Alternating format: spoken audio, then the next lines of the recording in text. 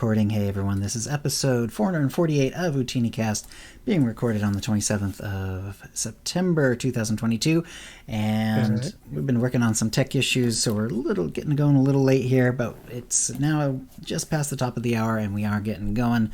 This is the raw version of the show with all flubs and blunders and whatever intact, and then we will clean it up and put it out as an audio podcast tomorrow. The raw video version will also go up on YouTube as well, and we are streaming at twitch.tv/OotiniCast. Let me go ahead and give a little tweet out to let everyone know we're live, and then we should be good to go on the actual main part of the show. Okay. Ready, Freddy? And if Kitty sounds a little different, he's working with a slightly different mic than usual. We were having some slight tech issues with his other one.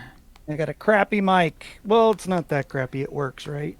Yeah, and it sounds like it was more like just trying to figure out what was causing that extra bit of hum. Yeah, so you can bet your sweet bottom that I'm going to be tearing all this apart and figuring it out. All right, okay. It's tweeted out. I'm going to have a little water, and if you're ready to go, I'm ready to go. Ready when you are. All right. Sounds good. Let's see. Can you say one more thing? I just want to make sure the audio desktop 1, 2, check-a-roo. Yep, that looks 3, good. 4. Actually, let me bring my mic a little bit closer. Usually I keep it a little closer for the actual podcast than I do other times. All right. Yep, we're good. All right, going in 5. Hi, and welcome to the OotiniCast, the podcast whose first job was programming binary load lifters. This is episode 448, being recorded on Tuesday, September 27th, 2022. I'm your host, Chill. With me is my co-host, KittyKissz. Hey, Kitty. Hey, Chill. How's it going? Going great if it's just the two of us today, so let us know what you've been up to since the last show. Well, not a lot, but in a good way. Okay. First of all, I kind of reluctantly upgraded my OBS to the new OBS 28 point blah, blah, blah. Okay. And I was afraid that it was going to snatch up and disable some of my plugins, and it did. But yes, I have a plugin that it doesn't like of mine anymore either, and I'm not sure exactly how to disconnect them, even though it asks me to. I have no idea how to do that either. But you know what? I'm going to figure it out, and I will call you tomorrow if I figure it out. That sounds great. Because, there's a couple that aren't working. I don't know how to unplug them. I just put a new one on. I don't know. I love OBS, though. Yeah. I am never going back to Streamlabs. OBS is my favorite. I love it so much. And the actual kind of the format of it, the heads up display is, I like it. I think that they did a nice little tweaking to it. It makes it look a little more streamlined, which is great. And they also made it so that you can put some of your pop outs onto different sections of it. You're less restricted in where you can't put things, and it's letting you kind of put more stuff in there, which is really cool. Yeah. One thing I noticed about the OBS change was when especially my webcam, it'll actually tell me like how far from the edge in terms of pixels I am. So if I move around the webcam, it'll tell me exactly how like far I am from the right, the left, the top, and the bottom, with like these little lines, and I did not have that before. I don't know if that's completely a new feature or if it just got turned on for me personally. But it's been actually kind of handy because I do OBS for OotiniCast, which doesn't use the webcam, but then I use it for regular streaming, and I also use it to record cryptography. And and I need to move the webcam around, and usually that's how I do it. I don't have like a second webcam, and I don't just switch them between them. I usually just kind of resize and move it around. And now if I want to, I can actually do it like right down to the pixel, like how big big it is, and then how far from the right and left and so on it is. It's pretty handy. So good stuff. Good stuff. Is that the visual effects one? The V-effect for me, it's just the webcam, just the thing you turn on or off with the little eye thing. You tell it, okay, here's my webcam. You point towards it, and then you just you have it eye if it actually shows on the screen, and Right, turn it off right. if not. And when I move it around now, it has the webcam picture, and then around it is like a little green box and little lines, and each of the lines tells you how long it is in terms of pixels, so you know exactly where on the screen. That's you are. crazy. Yeah. And I didn't turn that on; it just sort of happened. So, but I It's like got it. its eye on you. Yeah, it's pretty slick. It's pretty slick. I don't know It's a face recognition or something. Yeah, maybe it's only if you do the webcam directly and you're doing it. If you're doing it through like a a program or something, maybe you woun't get that or something. I don't know. But that's interesting. I'll have to look into yeah, it. it's also possible that it's like there all the time. But like most of my like things tend to take up the whole screen. Like I'm showing SWTOR, but I'm not showing it on a portion of the screen. That is the main part of the screen, and then the webcam is the only small thing. So maybe if I shrunk down like the SWTOR, it would actually do the same thing. I'm not sure. Haven't tried that out, but just a thought I had.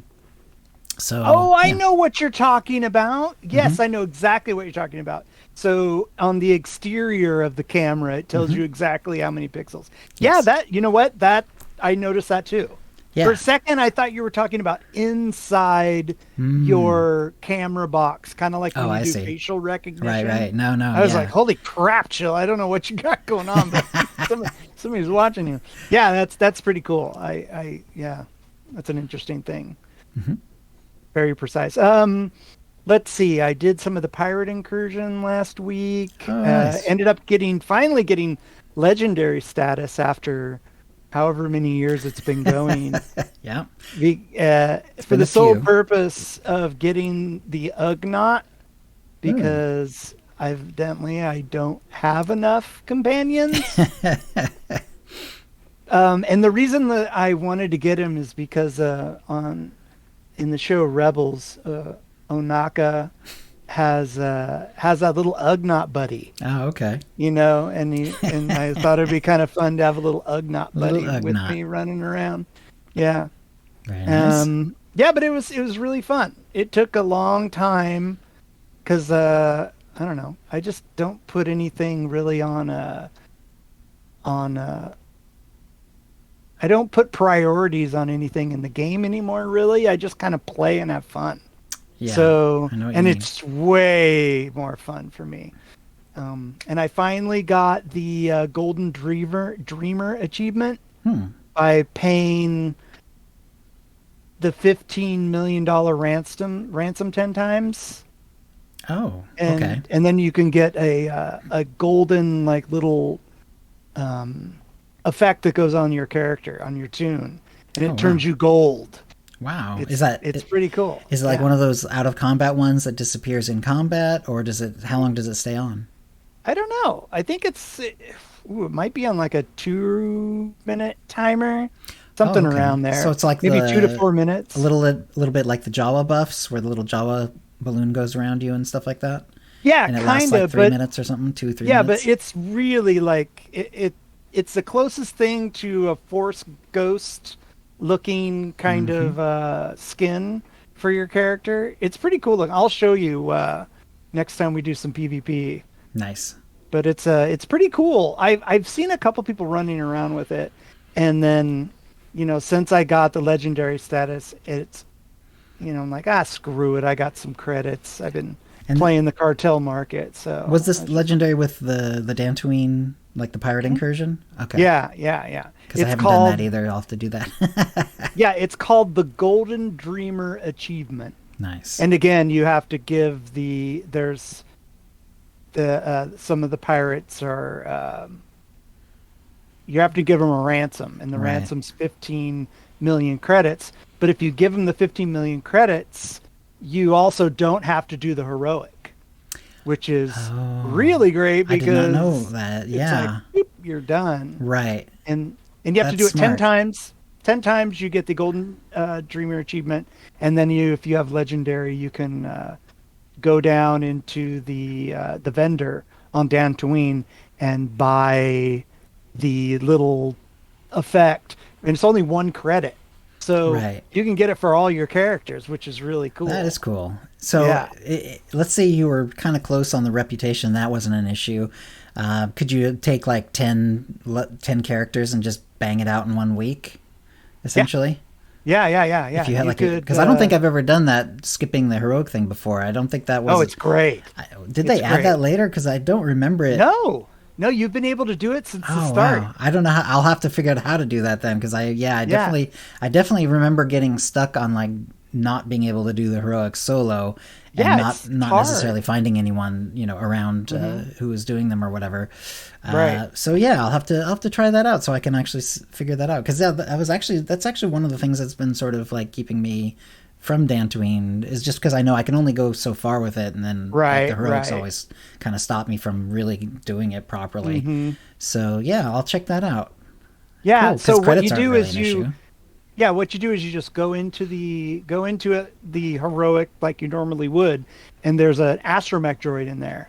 Click the astromech, and it's the only thing you can buy on there is the $15 million ransom. I see. Then that goes into your inventory. Click it out of your inventory, and the guy comes out and he's like, I don't know why people don't just give us the ransom. You could, I know I did it 4 times in one day. So I'm assuming you could do it on 10 different tunes and knock it out. Yeah, you just need the credits. That's cool. But yeah, it was fun. And Kitty, I don't think she'd ever done the Pirate Incursion before, so we were all kind of hanging out there. Got some groups together from folks in chat and ran some of the dailies. It was really fun. Did you look up any of like the weird sort of achievements? There's a couple of achievements for like clicking on certain things in the area and stuff. Yeah.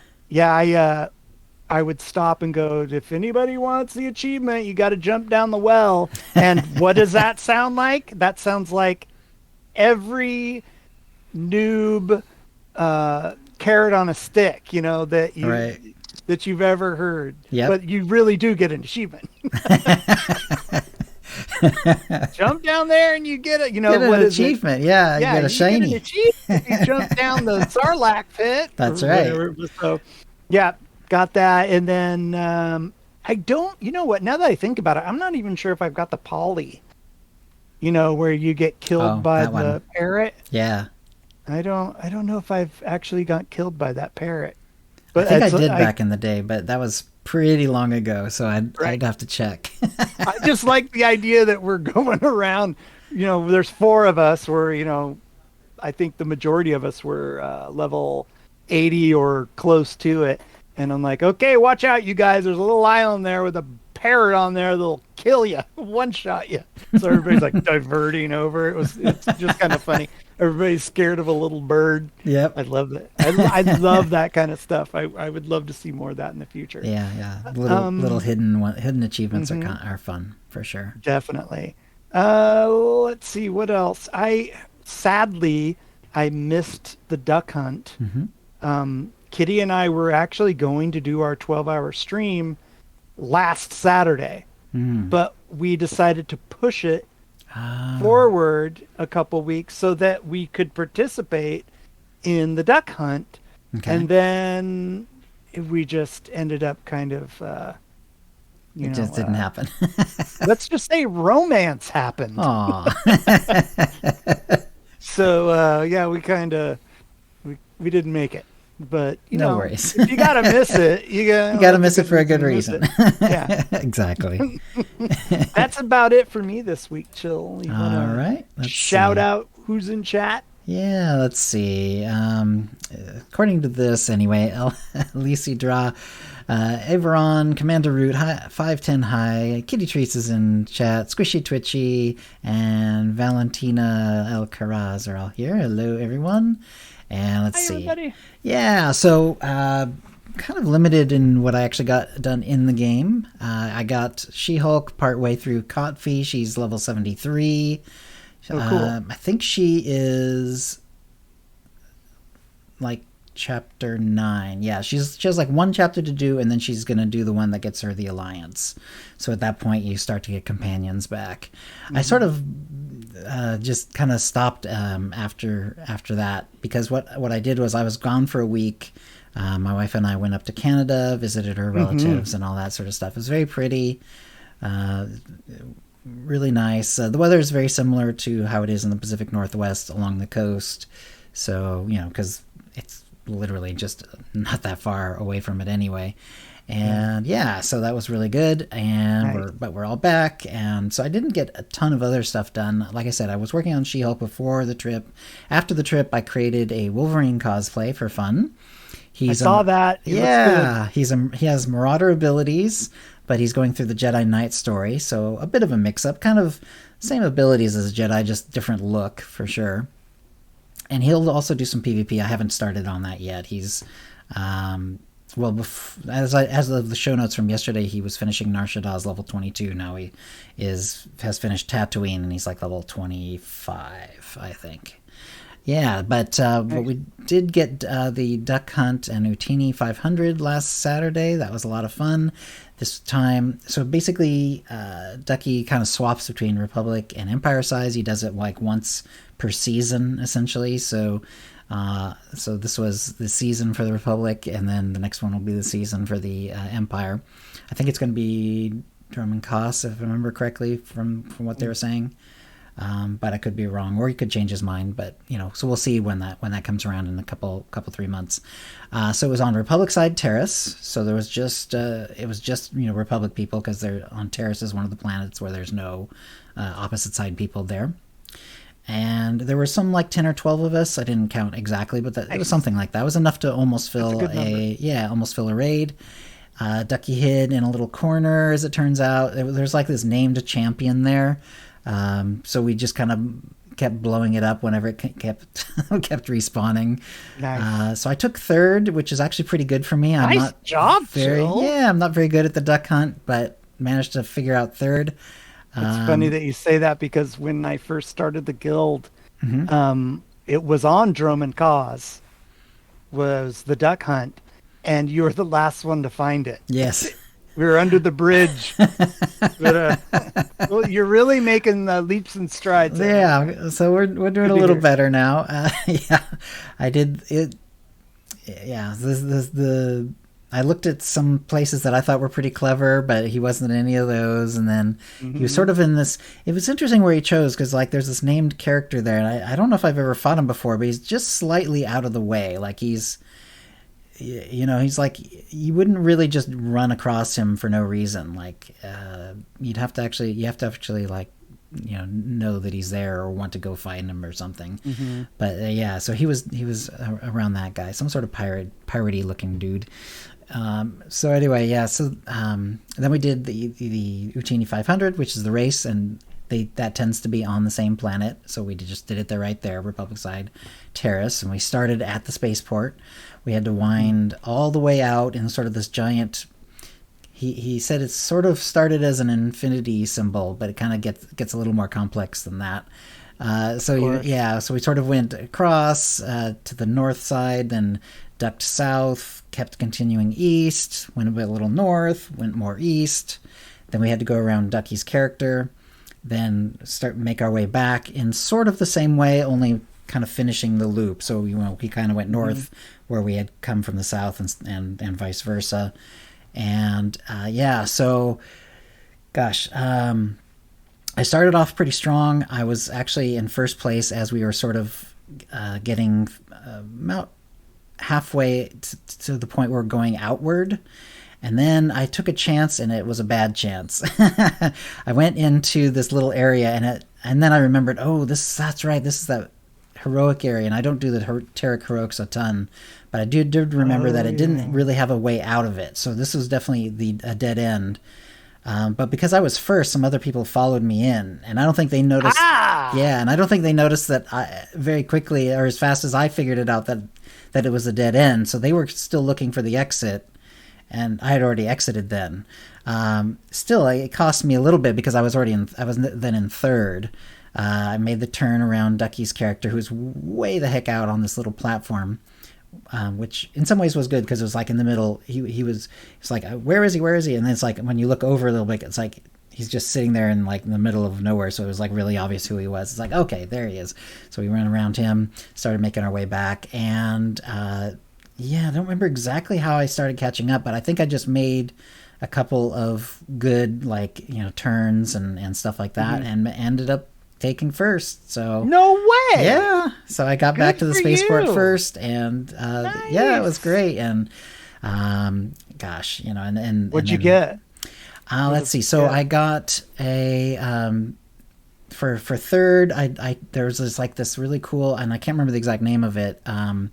But it's like a machete, but it kind of glows as well. It's a vibroblade type thing, and I can't remember the exact name, like I said, but it looks really cool. It looks like a machete, only kind of has this weird glowy thing from the middle, and has some nice like little holes drilled into it, so you can see the glow effect even better. It's very slick little vibroblade, and I'll figure out someone who can use that. And then for the duck hunt, then I got the secret agent outfit, which I've never unlocked, never gotten. But it has some nice bits to it. There's a really nice, like the belt is actually a belt. Like it actually has, like it's made out of leather and it has an actual buckle, and you know what I mean? It's like, it doesn't have a bunch of like tech bits stuck to it or anything like that, or, you know, weird orbs hanging from it or anything like, you know, it's just a belt, which sometimes is actually hard to find in the game. So, no, you're right. You're 100% right. In fact, the only thing I was a little disappointed was when I checked it out a little further, is that it actually doesn't have a die. It's one of the few. It's from like a gold set, and the rest of the set dies, but the belt doesn't. It is literally only the leather with the white metal belt buckle. Yeah, it's like brown leather and like a white metal belt buckle. That works. Mm-hmm. Yeah, it'll definitely be useful. But if I wanted to do it in some funky color, it's not the one you should use, or not the one you can use even. Yeah, right. Exactly. And I don't think, because it doesn't even have a die slot, I don't think you can even force it to like match, you know, color match a chest piece or anything. I think it's literally always going to be leather brown with a white metal belt buckle. That's actually very interesting. Yeah, but it's a nice outfit also in other ways. Like it has sort of a cool sort of jacket over a shirt sort of look that you don't get a whole ton of in the game. What's it called again? Secret Agent something. I think it's just called Secret Agent Outfit or something like that. Yeah, so anyway, we had a lot of fun, and like always, Ducky, like, it doesn't matter, like you get to choose something if you get first, second, or third in you know, in the hunt, you get something to choose for second or third in, you know, and you choose in that order. But after that, everyone gets to choose in something anyway off of the list. And the list has really incredible stuff. Like, really great including stuff. Including like, you know, the new Anakin armor, the apprentice robes, whatever they're called. Wow. He had those. He had full sets of TK11 MK augment slits. Oh, no way. So you could get 14 of those if you wanted. Oof. Those are selling for like over, I don't know, they're multiple million a piece on the GTN. So 14 of them is probably pushing like 100 million credits or something like that if you wanted to actually buy them all. Yeah. And and there's tons of other stuff, you know, all the good stuff. Their mounts and weapons and armor and tuning, a couple tunings. I was thinking of one of the tunings. There's like can't remember the one that was still available when I had a choice, but the Infernal one or Inferno one, whatever it's called, went right away. Someone snapped that one up. Oh, that's my favorite. Yeah, it's a pretty cool one. Yeah, it's a pretty cool one. And yeah, lots of other stuff too. So cool. He even had like this fun mixed grab bag that you could have chosen, and someone actually did choose it. And it was all. Oh, really? Yeah, it was a grab bag of this sort of like it's a bunch of different like decos. It was like a deco grab bag. Oh, it's that's like three really of these cool. And two of these and one of those and one of those, and yeah. So anyway, your secret agent armor set is my standard vet outfit. That's I'll what I have put. To try it on a companion then. Yeah, for sure. That's really cool. That's a great set. Oh yeah, speaking of dressing companions, so the Wolverine look that I have for my little Wolverine character, I can't really find like the old style like blue and yellow outfits necessarily, or the dyes for it necessarily either. So I went with sort of like the X-Men, you know, year 2000 movie version, sort of like the leather black look with some like yellow piping and or whatever, little yellow accents on a mostly black outfit. And that works pretty well. I'm pretty happy with the giant mutton chops and everything too. Yeah, it definitely works. And then and this is one of the reasons I actually chose Jedi Knight, is because he now has Kira as a companion, and so I have her in like a Jean Grey outfit. So I found a green and yellow dye and nice. and put her in like a Jean Grey outfit. So yeah, that was pretty fun. Very nice. So yeah, we just got her not too long ago, and actually you get her reasonably early, but he's only on Tatooine, so still on Act 1, still lots to go. And like I said, now that we're in the 20s, I'll probably start doing some PvP on him as well, because I definitely want to do some PvP on him. And yeah, so here we go. Fun. Yeah, it's been a lot of fun. Even though I've only been playing for like 1 out of the last 2 weeks, roughly. That'll bring us to the tip of the week, and we have a couple tips. First one is from Bodhi. Hey fellas, was reminded of this, a little thing I do while on Kitty's stream. Not a big tip, but here it is. When you're auto-adding new relics, SWTOR adds the relic you are auto-adding to the left slot. I typically add the highest level relic I have to the right slot. That way, when I'm confused as to which one I'm replacing, I'm at least pretty sure that the least one is on the left. And Kitty's used this and can explain better. Yeah, so every time that I get a new relic, I don't, because when you hover over it, it tells you what you're wearing. Yeah. So you don't know which of the two is the lowest number. Right. So what he's saying is that if you put one on a specific slot, well, you could do left or right. Right. You would know which one it is that you put in there. That's true. And if you just right click it, it always goes in the left slot. At least it always has in the past, and I think it does nowadays as well. Interesting. Yeah, so it'll just slot out that, assuming you have one in the other slot. If you don't have one, right, usually it will kind of autofill. But if they're already filled and you're replacing one, it's only you could just right click all day and it'll only swatch out the one on the left slot. Yep. And the right slot will never get touched. You have to manually do that one. Yeah, exactly. Similar thing happens with implants as well, because they have the same sort of dual slot thing going on. Right. Yeah. So anyway, yeah, it's not a bad idea. Just I think what I usually do is I don't actually think of doing that, where I always put like the better one in the right slot. That's actually a good idea. I usually just sort of like, I just know that, okay, well, if I'm doing a relic, I always have to check. Yeah. So his way is probably smarter. Yeah, it's a good one. Oh, right. Or you can you could pull them out, hover them over.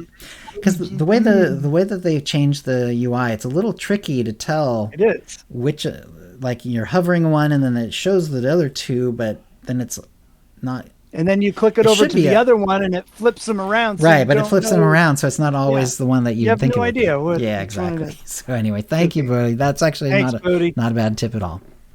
And the other one is from KittyKissz. It's actually, Kitty Treats. Sent this in to us, Kitty, and so it's actually a bunch of them. Kitty Treat says, I finally have some fun discoveries to share. Feel free to use them if you like. Maybe some newer players won't know about them. I love helping my fellow nerds save money. Also, I don't need to be included in the giveaway. I'm spoiled enough as it is. So first one, Remnant Armor Sets, free and easy unlock. I've been obsessing with opening the locked supply crates and getting the Remnant Armor Sets. Such great Spacebar potential and joy to be had. While doing so, I found that you can unlock the sets for free on each tune. Otherwise, it will cost 10 cartel coins for each set to unlock. Since if there's 40 sets, then you're saving 400 cartel coins up to. That's 400 cartel coins I could use to buy more decos with. Per KittyKiss's advice, I opened all crates on one tune and stored the pieces in their cargo hold. Once you obtain a full set from the crates, it will unlock for that tune. To unlock for free on other tunes, just place it into their inventory. For example, I mailed it from a pub tune to an imp tune. Once the imp tune collected it from the mail into their own inventory, in other words, not just in the mail, it unlocked for that character as well. So you don't actually have to put the armor on. That's interesting. Nope. In most cases in the game, to unlock something, you have to actually put it on. But yes, I guess because it's like bound to legacy, it doesn't really matter as much for this one. And this will require the back and forth through all of your tunes, but it saves a reasonable amount of cartel coins because there are a lot of sets.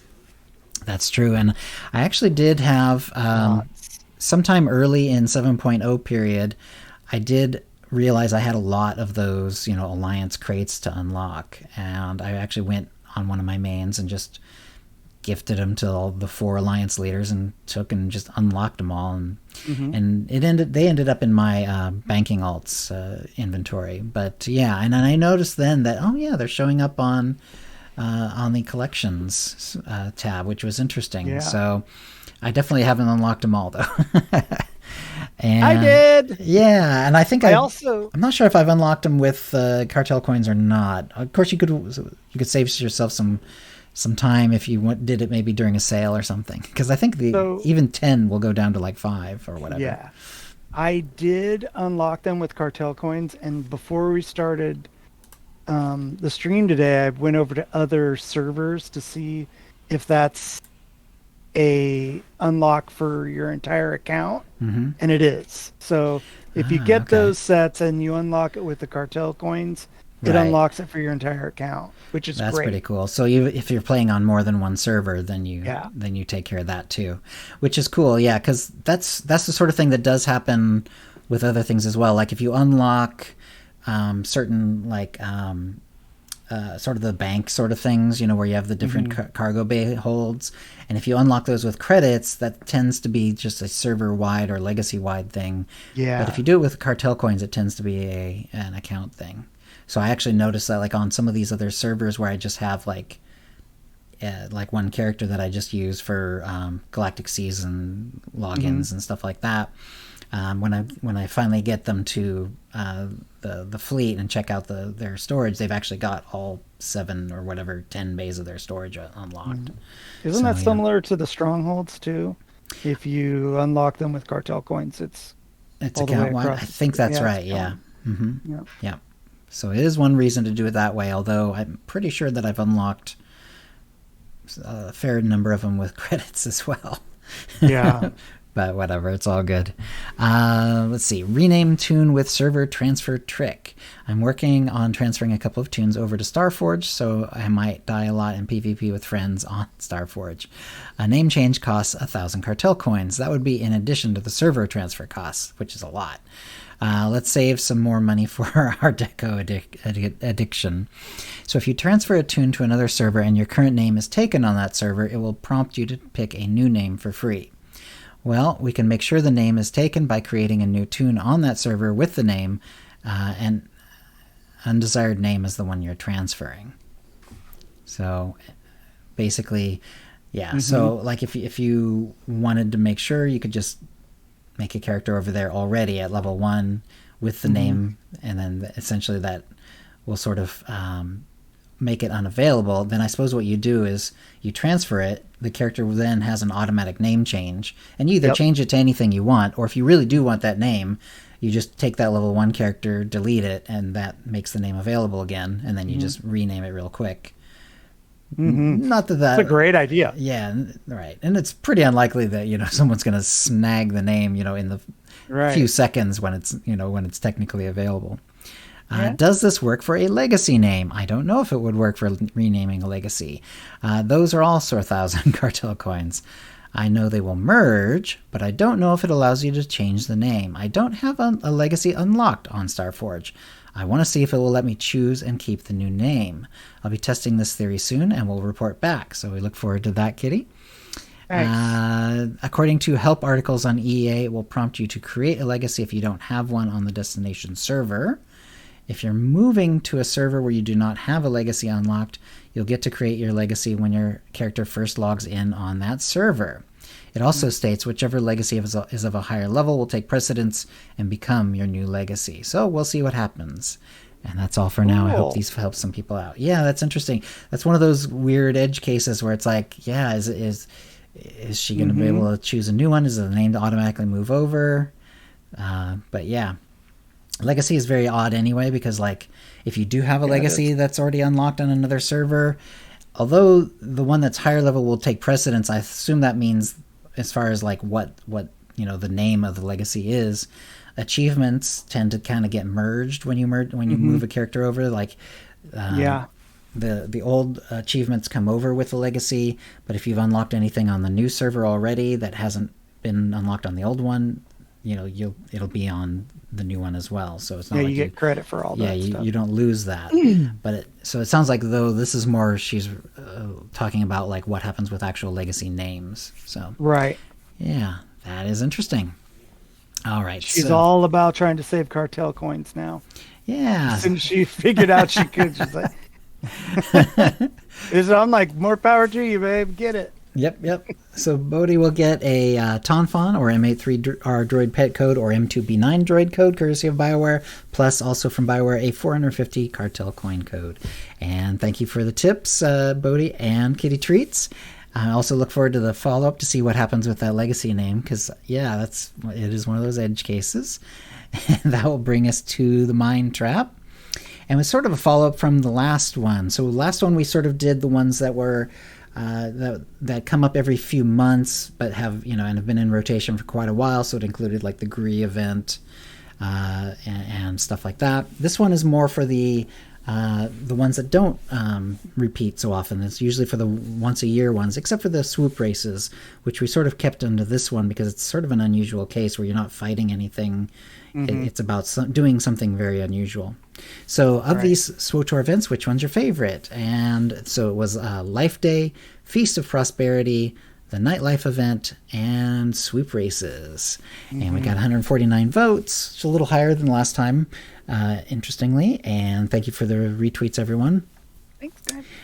Mine was the Nightlife event. I really do, like, for some reason, I kind of had to go with it, not because it was recently finished, although that might have been, I guess, a small part of it, but also because, like, I noticed that for whatever reason, like, they actually do a really good job of actually making me want to do it and like actually do it. Like, I actually make PvP characters and play them and level them around the Nightlife event. I don't do anything similar for Feast of Prosperity or Life Day or anything like that. I've thrown my share of snowballs over the years, although I'm not, but it's never made me go out and get every last achievement in it or anything like that. Kind of like how with the Nightlife event, I want to get, the various goodies that you can get. I didn't get every weapon, by the way, during the course of that event, but at least I finally did get the goggles. So the Nightlife event was for me. And what was yours, Kitty? Which one did you vote for? I love the Life Day. Life Day, yep. I like it because it usually, now this is not something that's been 100% every year, but usually they would have a half off sale. And for Life Day, I buy myself a bunch of cartel coins and unlock a bunch of stuff that I've accumulated over the year. And I like throwing the snowballs. I like that kind of interaction. I like the sound of the snowballs. I like the little tinkling poof noises. Yeah, it's great. It's fun. It feels Life Day-y. Yeah. And it's kind of nice, especially because I play on Christmas Day, and probably Kitty and I will be doing maybe a 12-hour stream on Christmas Day. But, we're always like, hey, if you don't have anywhere, you need to be, come and hang out with us. So it's kind of a little something special for Christmas, Very nice. It's nice. Yeah. Well, you are not the majority, but you are with the winning ticket, so to speak. Life Day did come in first with just under 40% of the vote, 39.6% of the vote. Nightlife event was actually second with 33.6%. And swoop races took third with 14.1%. And Feast of Prosperity came in last, unfortunately, at 12.8%. So will be, I wonder, if we do this, in a little bit when the Feast of Prosperity is actually, up and running, if it would actually boost those numbers a little bit, it'd be interesting to see. But,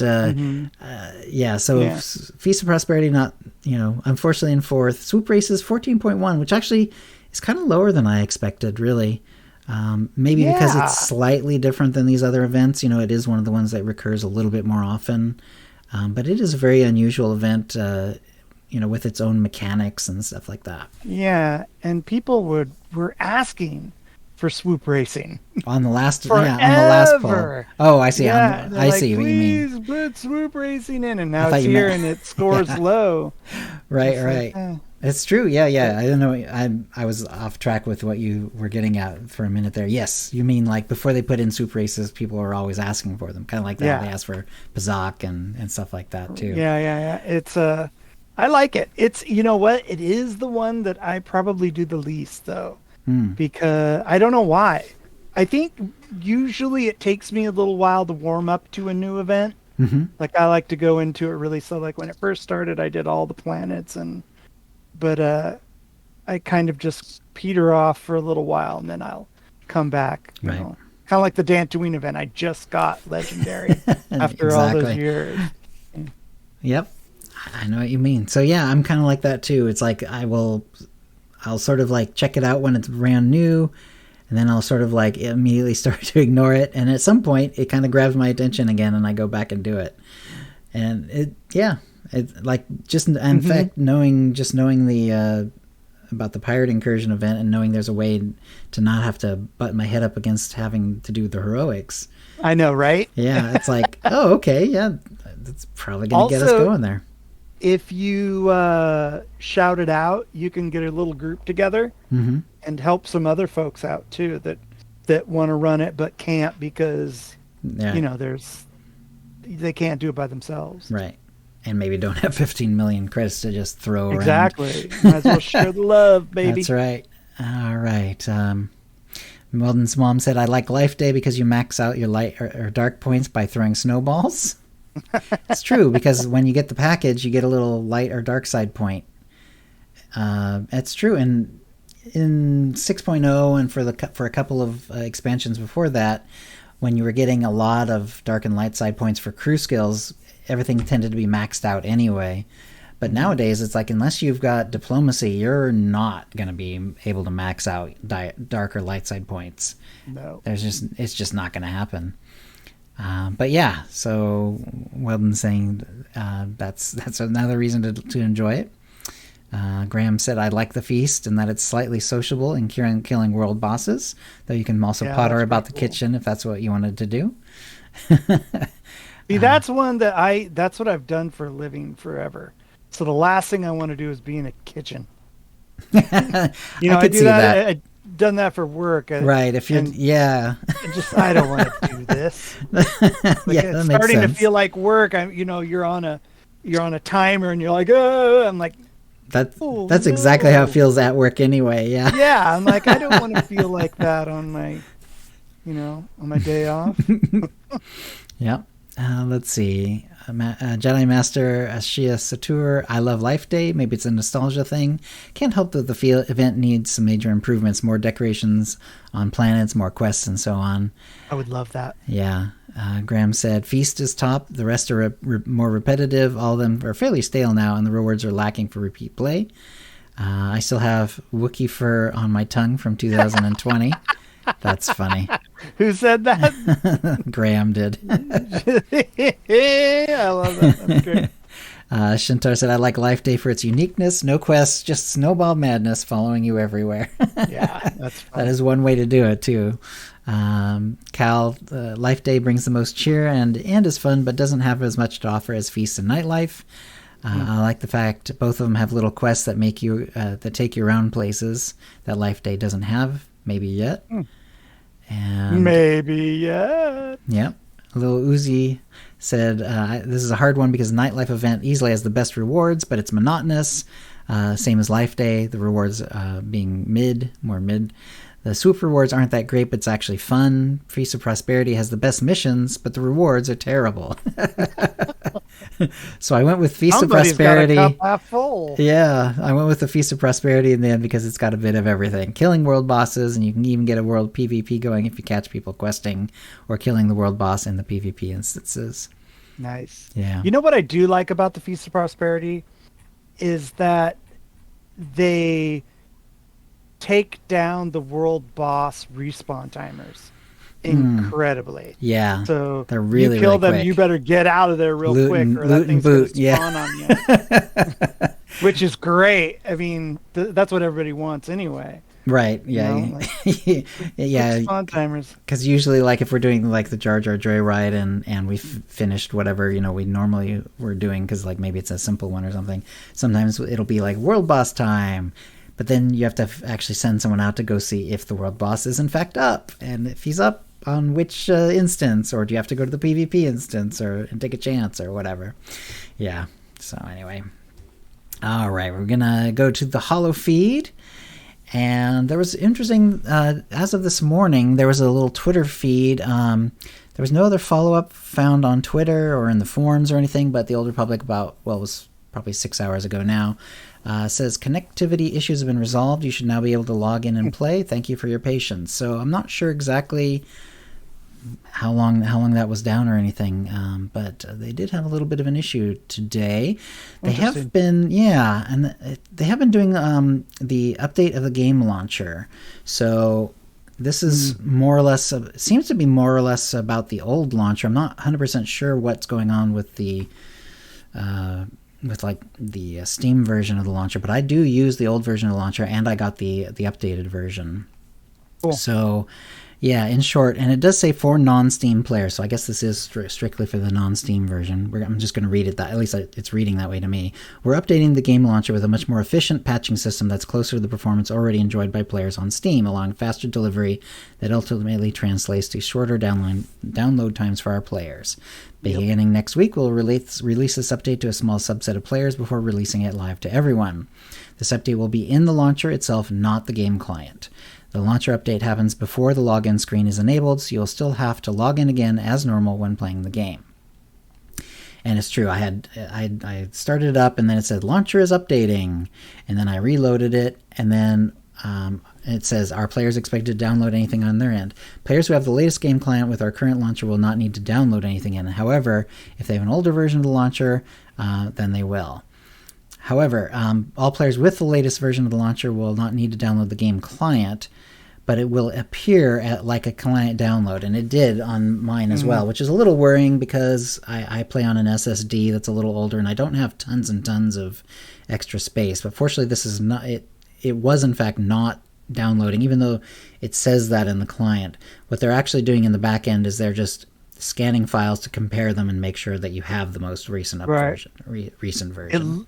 It looks like you got several hours that you're going to have to wait, but yeah, but then you realize like, oh, it says it's downloading, but it's going really fast, like faster than my and I have pretty good internet access at my place, but I think it's even faster than that would have allowed. So yeah, this was not just downloading. This is simply checking files, and that's all they're doing. Yeah. Unfortunately, it's just going to show like it's downloading, but it's not. It's just checking. So that was not an issue. Let's see. Other than that, it seemed to work fine. I didn't have any issues. I did play the game, although it was well after this that tweet they sent out where they were having some sort of connectivity issues, and I don't know if that's related to the launcher or not. It doesn't say that either. So whether that was just some sort of weird hiccup or something related to the launching of the new client launcher, I don't know. But anyway, let's see. Some questions about the new launcher. How much will players have to download if they don't have their game updated to 7.1a? Even though it won't be a full game download, players can expect up to a third of a complete client. However, the new launcher will download at a much faster speed. So that's good. So even if you're... That's great. Yeah, even if once we do get updates or whatever, should be a lot faster, which is good. Will the launcher look different from before? There should not be any noticeable visual changes. There wasn't for me. That was pretty identical. Can players opt out of the initial test? Players selected will not be able to opt out of testing. Well, fortunately, it went smoothly for me. But if tests are successful and there are no issues during the testing phase, the update will be pushed to all players on September 22nd. Ooh. So I guess I wasn't even part of the test. This is just would have been during the regular, because I'm pretty sure. Well, let me look at the calendar here real quick. Can players opt out? That's about when I was getting back from Canada anyway. So yeah, so I'm not sure if I was actually part of the test or just on the actual push out. Probably just the push out, but although pretty early on. But anyway, so it went well for me as well, for what it's worth. Let's see. Is there anything else to go for that? Let's see. Okay, yeah, I think that's enough about the launcher. Like I said, this is only for non-Steam people, and since it's been pushed out and apparently tested, seems to be working fine. It certainly does not look different from anything else. And don't freak out if it says download and it looks like it's downloading the entire client next time you open the game. Let's see. Eric Musco dropping SLS from Flashpoint Q rotation, or drop SLS from Flashpoint Q rotation, because he's actually responding to something someone was requesting. Someone's saying, could we please have the SLS Flashpoint removed from rotation for veteran mode? I've seen a number of players who will drop out, myself included, from running this Flashpoint because it's monotonous, long, and has way too many cutscenes in it. This used to be the starter and orientation for Flashpoints a while ago, and it serves well in that manner, but as a regular Flashpoint, I'd rather run Hammer Station more than this one once. Thanks for listening. Hey there, Eric replies. As we're in progress of planning for future updates, I noted this in the other thread that we're seeking feedback on outliers in Flashpoints. In the other thread, I spoke mostly about length or difficulty, but you raise another valid concern here as well. Story Flashpoints without an explicit story/solo mode, and the problems that presents in other difficulties. The tension of the please skip cutscenes for newer players, and so on. It's true, like if... Right. SWTOR players Already tend to be... Spacebar. Yeah, exactly. They tend to be a little more casual than for other MMOs that I've played. But even so, like, I've seen the please spacebar the cutscene thing in the SLS, especially. A couple of the other ones as well, but as I did in the other thread, please pass on any flashpoints where you see issues like this. On top of making no specific flashpoints, let us know what your core issue is, as well as the ideal solve that would course correct that issue for you. This is not a guarantee that we can revamp a flashpoint exactly to your resolution, but it helps us understand where the pain points are and how to focus on improving them. Thanks, Eric. So there you go. Yeah, and I would say, like, SLS is kind of long anyway. Even if you skip the cutscenes, it's a pretty long Flashpoint. Mm-hmm. But yeah, I could, and I always like seeing the cutscenes, but that's my predilection. Yeah, that's not, and I understand there are definitely people who are like begging for space barring. I remember when the game first came out, and we had run the SLS a couple times, and one of the folks I was playing with goes, "Holy crap!"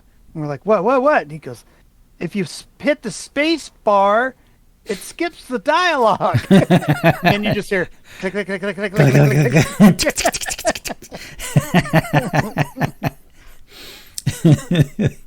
Yeah. I totally see that too. I can totally hear that happening. All right. The other thing that's been happening besides the whole launcher thing, update thing, is that new SWTOR forums are coming. Jackie's been doing quite a bit of this on the forums, like talking about it. And she says, hi, everyone. I have news to share about the changes that will be coming to the SWTOR forums. In the way we're moving away from the current platform, we'll be utilizing a brand new forum platform beginning on September 29th. So that's two days after the recording of this show. It'll be one day after the putting out of the regular audio version of the OotiniCast. So the migration will move out in phases as we build out a forum space that is uniquely SWTOR. First and foremost, I'm sure you're all wondering about what will be happening to the current content on the forums. They will remain as they are, as they're all being converted over to the new platform. As with any project of this size, there could be things that may not appear correctly or may be missing, so if you notice that happening with your content, please let us know. And just like with the current forums, the new forums will still only be able for use to subscribers, but will be viewable by anyone. So that's been a rule that's been in place pretty much since they put in the subscriptions, like within the first year of the game, something like that. Right. The first phase, launch, will focus on functionality of the platform, such as all your normal day-to-day functions. It will be easier to create posts, follow topics, format posts, and add images and media. Note about the latter, there will be slight restrictions. A setting will be in place that a user must have 1, an active forum account for longer than 14 days, and 2, have made at least 10 posts on the forums in order to upload any media. Additionally, should the system flag your media for any reason, it will be withheld for review. Only once it's approved will it be viewable by everyone. Fair enough. I understand they can't just let people throw porn or whatever up there. Yeah. Given, that it's exactly. It's not an adult game, and therefore you have to take that into account for the forums as well. Streams, aka personalized feeds and tagging.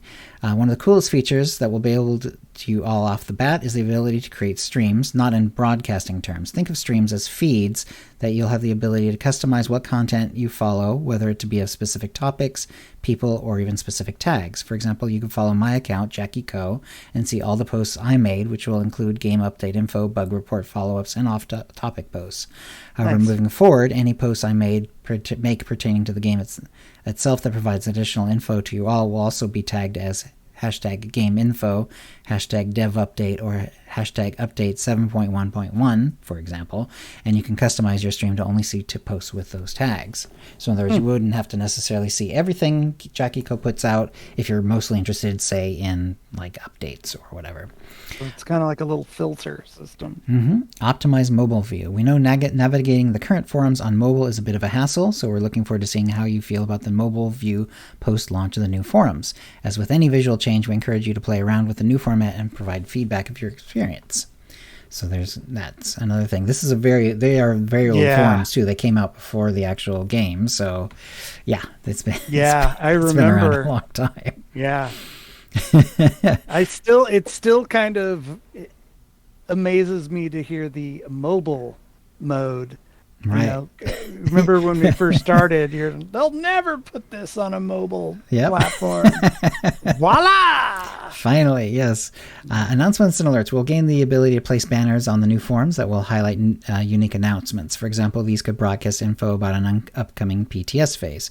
Alerts are more immediate pop-ups that will be shown on your screen that can be dismissed easily. An example we'll be using this feature is a reminder that a dev stream is about to go live. So that's pretty cool. So there's going to be actual ways that if you go on the forums, they'll actually be able to, give you little warnings and alerts and stuff like that. Cool. As I wrote earlier, the above features will be live once the new forums launch. I do want to stress that this is a space that I want all of you to feel a part of, so please offer constructive feedback on the best ways we can utilize these features to better serve the community. In-game event calendar. Go ahead. I'd like to take this time to say that Jackie specified please offer constructive feedback. Yes. Constructive that kind. Feedback. In-game event calendar won't be available to October, November. Once this feature is ready to launch, you'll have easier access to info about active game events. A calendar tab will be easily accessible on the forums, that will take you to the event calendar, so you have easy reference to event info at your fingertips. There will also be a space where we will add info about future contests and dev streams. Pretty nice. That's something that KittyKissz was talking about. She's like, what? Is there an event going on? How do I find out where there's an event going on? Right now, they, on the forums, or not on the forums, on the news page, once a month they put out like a little heads up. But if you're not looking at that, or you forgot where it was or whatever, it's a little trickier to figure out where everything is. That's where she ended up going, and Yep. It's kind of weird to go to I know she's a content creator, but still not having it actually available on the website seems a little and I know, like, difficult. For our guild calendar, it's really nice that that Deck and Ducky and Fee and so on can put things up so that we know, like, oh, okay, this Friday's the Jar Jar Joyride, and this time we're doing whatever, EV or whatever it is, and so having a calendar like that for the entire game is definitely going to be a nice little upgrade. Second phase. The focus for this phase will be on the aesthetics of the new forums outside of the general layout of it.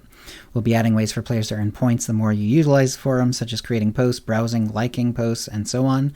These points will earn you badges and ranks. Devs will even have the ability to reward unique badges to players whose posts are helpful, constructive, and informative. We are particularly excited about this feature and its ability to highlight high-quality posts that contribute to our community. Very cool. This will also be the time when we update the icons next to each subforum category. I'll have more info on the schedule of these additional features at a later time. We want to ensure the quality of the first stage and give players a chance to get used to the new format before adding more features. If you frequented the forums for a while, you're probably wondering when these points will start accumulating for you. They will be applied retroactively from the time the new forums launch. So in other words, if you're doing stuff right away from the launch, well, eventually you'll get those points once those become active. For new accounts made before the second phase rolls out, you'll begin accumulating points after the first time you log into the new forums. And let's see, what's the timeline on all of this? New forums will be live on September 29th. So again, 2 days from the time of this recording. Beginning September 26th at 10 a.m. Central, 3 p.m. UTC, the forums will go into a read-only maintenance mode for 72 hours. So that it means it's in that mode right now. This will ensure that everything is imported correctly and will give us time to do necessary testing. There's 10 years of info that's migrating over and an entirely new platform being deployed. So we are allocating 3 days to make sure everything is working correctly before opening it back up to everyone. Yeah. Should there be any unexpected and pressing updates to share with our players, such as the new forums going live earlier than anticipated, we'll be updating everyone on our Twitter account. And I happened to look at the Twitter account anyway. That's kind of how I saw that one. I didn't see anything else going on. Like I said, just the weird connectivity issue, the thing that they had this morning. Let's see. The new forums have been a long-time project of ours. I'm really happy that we get to share this all with you soon, Jackie. And let's see. So that was actually a really good post to sort of let us know what's going on. There's a few other details we can look over here. Someone was asking about the signatures, because right now you have a little signature that will appear every time you post something. Mm-hmm. She said your signatures should carry over. They may look slightly different, of course, but they should be, in essence, remain the same. Like with anything this magnitude, it's possible that something may not carry over smoothly. As a just in case, I suggest saving your signature in a doc that's easily accessible and then copy and pasting it into the signature field for your profile post-launch. But, if it... I'd have to really like my signature to bother doing that. But hey, at least there's a way to do that, it makes sense. Like if you've really thought about your signature, like maybe that's one of the ways that you try to attract people to your guild and you have like a bunch of guild information there or whatever. I could see that being kind of important. Let's see. Many of the what's the question? What about allowing devs to issue badges? Warning of specific posts being inflammatory. Many of the features of the new platform encourages positive behaviors, hence why we can award unique badges for informative, friendly, and constructive posts. The same guidelines and rule of conduct are still in place, though. There are also the other moderation tools in place to help us navigate heated topics and comments. So in other words, there's no anti anti badge or anything like that, but there is still badge. Yeah, they're still going to moderate. Let's see. Yeah. Will the new forum go down? Yeah. Will the new forum go down during every maintenance? One thing I found annoying is that, if I'm not mistaken, in order to get updates on the current maintenance status, like maintenance will take longer, you have to have a Twitter account, and those updates are posted on Twitter. This is somewhat tricky. I won't say that the forums will always stay up whenever a maintenance is happening, as there could be exceptions here and there, but for the majority of the time, players will be able to read forums even if the rest of our services are in maintenance mode. Pretty cool. Yeah. Ben's like, I want an anti-badge.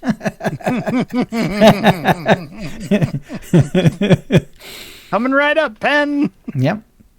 And Eric Musco followed up on a question. First and foremost, I'm wondering, why is this happening at all? 10 years with this forum, it's odd that any resources would be dedicated to some sort of major overhaul unless some sort of major rebranding is underway. Is there an official statement as to why all of this is, even if it's whimsy? Eric Musco said, good question. There are two primary reasons we're updating the forums. One, modernizing our game and supporting platforms and systems remains a goal of ours, and the forums are one example of that. By updating it to an entirely new platform, it introduces a host of new functionality for you and for us, and future-proofs us so we can continue to update it going forward. Two, with our forums being a very old and very custom version of V-Bulletin, it was simply on its way to becoming unsupportable. Between choosing to stop supporting the forums, which would have inevitably shut them down, or replacing them, we chose the latter. Makes sense. That's a good answer from Eric. Thank you, Eric. Thanks for the info on that, yeah. Yeah, it makes sense. I mean, I could see that too. Like, they probably saw that. I'm sure, like if they're using this V-Bulletin, I'm sure at some point, it's going to say, we are no longer supporting the company who bought out Bulletin, whatever it is, is no longer going to is no longer going to support it as of, and then that kind of gives you a deadline, and that means you make a decision. Are we just not going to bother with forums, or are we going to update them and move forward? And they're going to update and move forward, which is cool. Yeah, I've kind of heard some people I've heard some people say, why even have forums anymore? And I think you kind of have to. I mean, it's part of an MMO, right? Right. Behind the scenes, being able to have somewhere you can talk, even though that there's a bunch of other platforms out there like Discord and Facebook and stuff like that. The forums are you got to have the forums. Let's see, and then there's a little update, a snapshot overview of the next update that's coming, game update 7.1.1, which they're targeting for fall 2022 release. So in other words, it's coming, but we don't have an exact day, or really an exact month. Yeah, exactly. Galactic Seasons 3. We will have more details available at a later time. They've mentioned this before, and we knew it was coming-ish, soon-ish, mostly because we know that Season 4 is coming out sometime after the new year, but it didn't sound like it was too far after the new year, which means Galactic Season 3 has to come before then, which kind of, limits when it can be. So apparently now it's going to be in 7.1.1 in fall of 2022. We can share at this time that this upcoming season is Galactic Gaming themed. Galactic I know, that's Gaming interesting, theme. right? Like, does that mean Pazak, or does that mean stuff more along the lines of Nightlife event, or whatever? I don't know. Feast of Prosperity event also returns with new rewards. Very good. In fact, the few people on our Mind Trap poll who did mention Feast of Prosperity, most of them were mentioning that the rewards, were either old or stale, or just not that exciting to them, or whatever. So that is definitely something that will help. Features for Outfitter for the ability to name and favorite outfits. Wow. Yay. For people like you, Kitty, who do tons of outfits, that makes sense. So you can actually name them. You won't have to okay, where's the Hoth / cold weather one? Is it 5, 6, and your 7, characters 8? all You click through them all, right? Your characters are it's like going through some scroll down, that's the one. Conquest objectives for the Manon Daily area. Class balance changes, see below for more details. And let's see. It's important to note this release could change in terms of the timeline, and the above content includes what is currently slated for this update at the time of this post. It's a little confusing, but basically they're saying take it with a grain of salt. This is all very early. I know many of you were wondering about the release of Galactic Season 3 in particular, and I'm happy to share that its release is targeted for this upcoming update. We're looking forward to sharing additional details soon. Be on the lookout for more info soon. As stated in an earlier dev post, there will not be a phase of PTS for this update. However, please see the 711 balance post that Chris Durrell created that offers more insight into our plans for class balance changes. So that's something we talked about on the last show. We've seen the feedback players have provided for the R4 bosses. The team is focusing on making adjustments for the following for 711. Reducing IPCPT's health on veterans so the DPS check isn't as demanding. Adjusting the difficulty in overgrown hallways to be less deadly in story mode. Reduce Lady Dominique's health slightly in story mode. Damage from Nyrot is no longer reflectable. Nyrot suppression grenades should no longer get caught up in the ceiling tentacles. Wow. The issues that some players are experiencing with IPCPT falling into the floor. I've heard about that bug. I think it's come up on the show before, yeah. Well, these seem to be the most common reports we're seeing for these bosses. We do welcome additional feedback. If you're reporting difficulty you're experiencing with any of the R4 bosses, please include details of the gear you're using. Lastly, access to the Collector's Edition vendor has been highly requested over the years, so we are creating a path for players to access this vendor with the purchase of an access pass that can be obtained from the cartel market. Once the item is consumed, it will unlock the ability to speak with the CE vendor, grant access to the VIP area where the vendor is located, and it will unlock account-wide. And below are the items that are available on the vendor. 7 companion customizations, Ashara Davros, 3 Deshad ones, Khalil Janus, Mako, and Vet, 5 pieces of Imperial Trooper armor set, 4 die modules, 3 pets, 2 statued Stronghold decos, 1 scanner helmet. I'm not sure exactly what that means, but okay, because the scanner is in quotes. I'm not sure if that actually does something. Like if you click on it, I think it has an eyepiece. Okay, like it's just a. It's just it's one of those that has like a little whoop. I think it's maybe it's a color that you can't get anywhere else or something. Collections. Yeah, the collections have different color eyepiece. Right.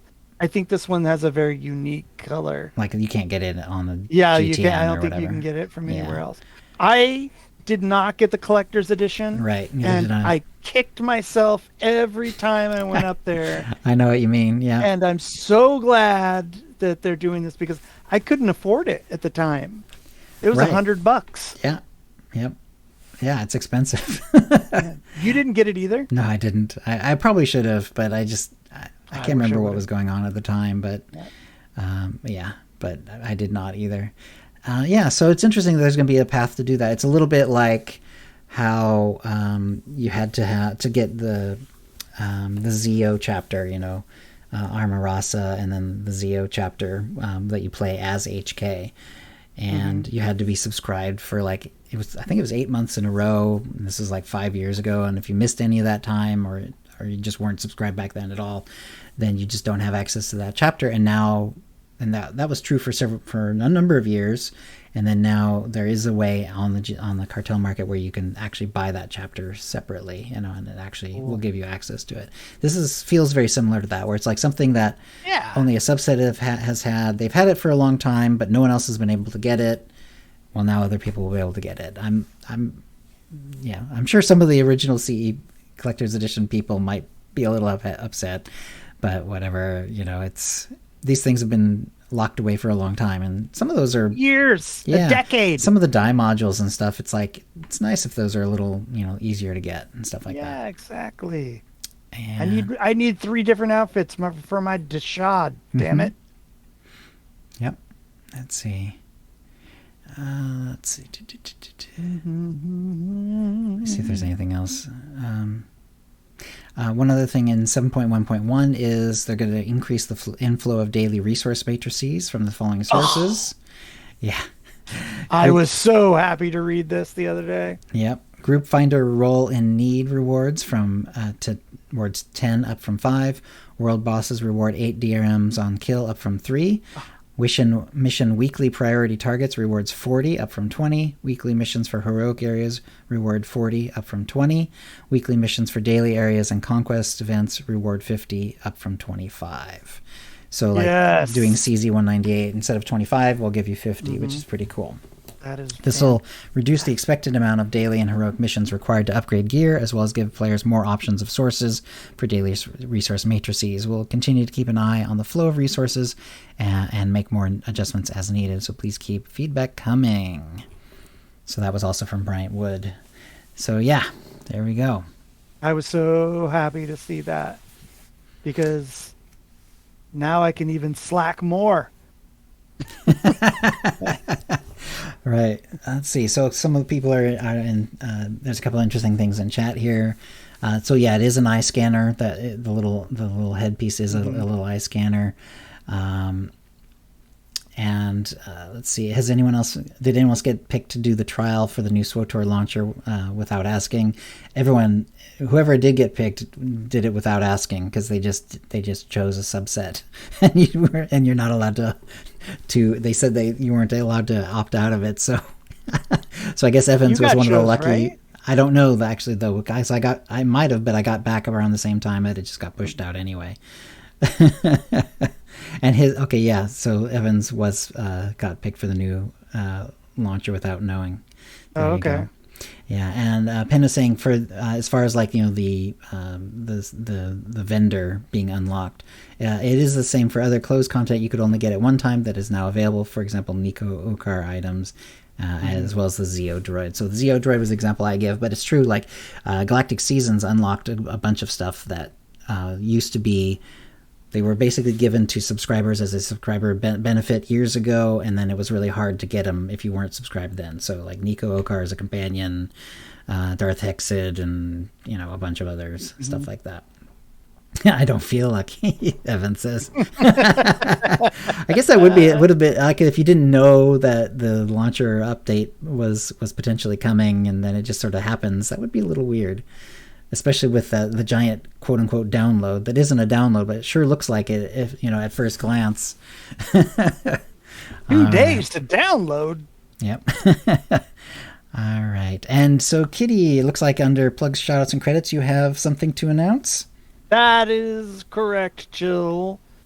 Myself and my wonderful companion slash lava kitty treats, we're going to be doing a 12-hour SWOTOR stream on October 8th from 6 a.m. to 6 p.m. Pacific time. Nice. Wow, that's starting early. Wow, okay. Yeah, you start early, you get done early. And you're sort of an early bird anyway, yeah, with your job and stuff. So it makes sense that you wouldn't want to change your schedule just for that.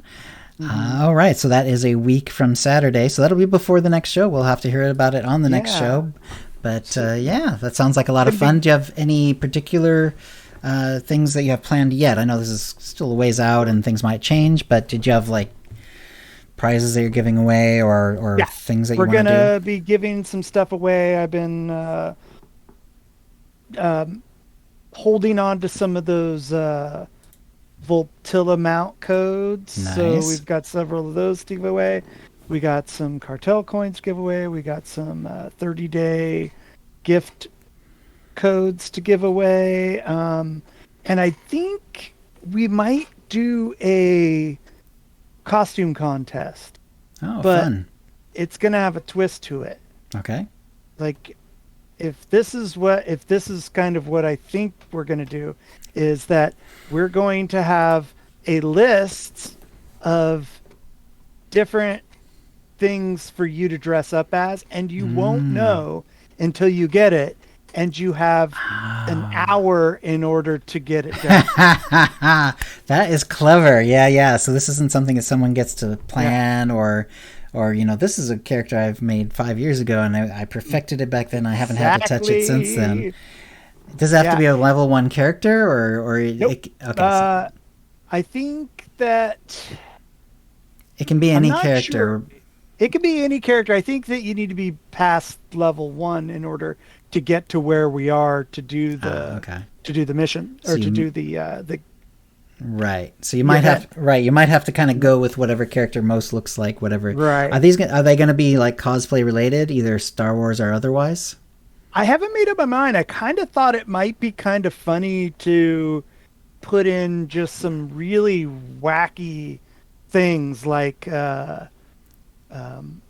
Fred Sanford from Sanford and Son, right? And then maybe Zan and Gleef, or whatever the power. Oh, twins. Zangief, the right, crush between thighs like squirrel from maybe the version of him in Wreck-It Ralph. Austin Power, something, just a bunch of random stuff, and we'll basically put them we'll make little slips, and we'll have them in a hat, and we'll be like, all right, you are, and then boom, and then go, all right, everybody, you have 1 hour to come back here, and we will have the contest. So you might, depending on where you might actually want to be in a place where people could get to, either a stronghold or something. A stronghold might work best, just because, like, otherwise, if someone's making like a level, because I could see, like, if I wanted to make, if you pulled out, Austin Powers for me, for example, I wouldn't want to take one of my random other characters and just dress them up, in a brightly colored outfit and call it good. I would actually want to go and try to get the hair right, and I like that idea a lot. Yeah. So that's a good idea. I think that having being able to make a character from scratch, because then you have to make the character, if the body size is right and stuff like that. You have to get the credits over, get all the gear over. I think it'd be pretty fun. That is funny. That could be. That sounds like a lot of fun, actually. Yeah. You're, of course, welcome to come chill. That sounds good. Yeah, I'll have to see what's going on that day, but that would be a hoot. That would be a hoot. And I've got some credits now, so if I had to buy an outfit or something, I could figure it out. I know somebody gifted us a bunch of cartel packs, so I think that we might actually have some pretty good gifts for winners and stuff. So it is going to be on October 8th, 6 a.m. to 6 p.m. Pacific, so that'll be a Saturday. Also, Kitty is working on some flyers, so we'll be putting those out on social media in the very near future. Very good. That sounds excellent. All right, then. That's a show. If you'd like to play with us in the Teeny Knights Guild on the Republic side of the Satele Shan server or in our Guild on the Empire side, do a /C join Utini to join the Utini channel, then let us know you're a fan of the show. You can email questions and comments about the show to OotiniCast@gmail.com. Follow us on Twitter using @OotiniCast. You can find contact details for us on our website, OotiniCast.com, which includes how to subscribe using iTunes, Stitcher, and the rest. We record the show live bi-weekly on Tuesdays, 4 p.m. Pacific, by streaming at twitch.tv/OotiniCast. Our theme song is Doomsday by Jean-Paul Zogby. And thank you to the chat room. Thank you, chat room. And we'll see you next show. Toodles, everybody. Thanks for being here. All right. Well, we're going to do a raid. Before we do the raid, let's see. We do have some codes of our own to send out here. And do you want to see? There's not a ton of people in the chat today, but just like who has not got we have some of the Opal Volptilla mounts. And like, who doesn't have that one yet? Because we have several of those. So if you don't have one, just let us know in chat, and I'll throw one your way. Okay, so if you have the mount pin, good. Does anyone not have the mount? Because who happens to be here today? Because I'm happy to just send one out. Evans needs one. Okay, Evans. Cool. So there we go. All right. Yeah, we'll do the companion pet here, and I think we'll do that next time. We'll just try to get everyone the pet this time, or the mount this time. We'll do the pet like next time, I think. That way we can at least spread this out a little bit. Yeah. Let's see. Anyone else need the mount? I know that because we've done this enough times, and also people go to other streamers and stuff like that. They might have the mount too. But okay, well, if you don't, you're here, you have another minute or so, but we're gonna get a raid going, and after that we're gonna just have to close the window because I'm gonna be going on editing and all that. So let me go to the creator dashboard. Can you keep an eye on 1313? Sorry, which one? Smokey 1313. Okay, Smokey. Okay, let's go to Smokey. Here we go, starting the raid. Yeah. Yeah, we'll have to do the pet next time then. All right. Here we go. Thanks for coming, and we'll see you next time. Hi, everybody. All right. So we've done the raid. I'm going to say hi real quick as soon as it pops up.